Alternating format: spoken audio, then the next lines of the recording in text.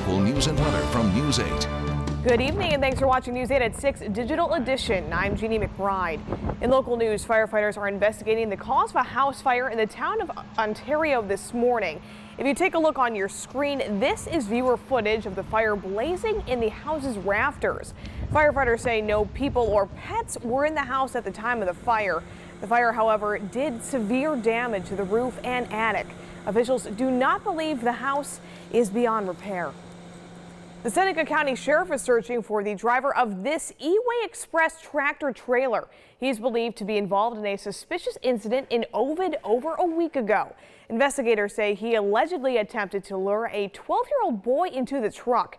The driver is described as a Hispanic man with short brown hair, wearing blue jeans, a white T-shirt, and a reddish-colored jacket. The Seneca County Sheriff asks anyone with information to call them at 315-539-9241. The funeral service for a local civil rights leader was held today. Constance Mitchell was the first African-American woman to be elected to Monroe County government. Mitchell served despite the racism directed her way, even by fellow lawmakers. Friends, family, politicians, and local civil rights activists came out to honor Mitchell at the St. Monica Church in Rochester. Great mentor. She was royalty in the black political community. Just a person that was always willing to give of herself to educate and teach people. Her and John Mitchell were the heart of our family.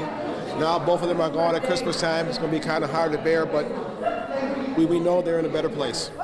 After her political career, Mitchell went on to focus on getting minorities jobs, seeing work as a way to move past inequality. She was 90 years old. Museums and parks across the nation were closed today following the government officially entering a partial shutdown at midnight. The House and Senate failed to come to agreement on President Trump's $5 billion border wall. And Trump declared last week he'd be proud to shut down the government to get it. It should be noted all essential government offices are still functioning, including the Postal Service, Social Security, and emergency services. If you're planning some last-minute shopping, the local malls will still be open tomorrow and on Christmas Eve. Holiday hours at the mall at Grease Ridge, Eastview Mall, and Marketplace Mall run from 9 a.m. to 9 p.m. tomorrow. Christmas Eve hours on Monday are from 8 a.m. to 6 p.m., and the malls are closed on Christmas Day.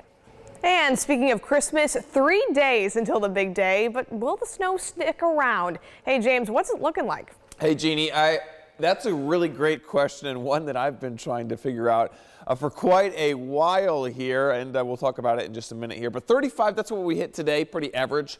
Of course, yesterday we were in the 50s, so a big difference there. Next 24 hours, not going to see a significant temperature change. Really quiets down after that storm system moved out. We just really have one storm system, weak system that's going to slide through tomorrow night that could bring us that potential white Christmas. Right now, pretty quiet around the region. Satellite and radar showing the overcast skies that kind of settled in across much of the Northeast.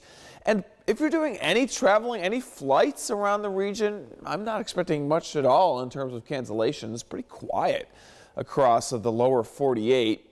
Now, locally, I think we'll just stick with the clouds. Temperatures are kind of stuck in the upper 20s and lower 30s, which is pretty seasonal, I guess, for late December. And then minor snow chances. We have those coming in as we get into, again, tomorrow night. Overnight tonight, dropping down to the upper 20s. Could be a little slick around in some spots as we had that dusting to inch on the ground. But any driving anywhere really should have no problems. Maybe a lake effect snow band in northern Wayne County, closer to Sodus, but really that's about it. You'll see it here with the Futurecast.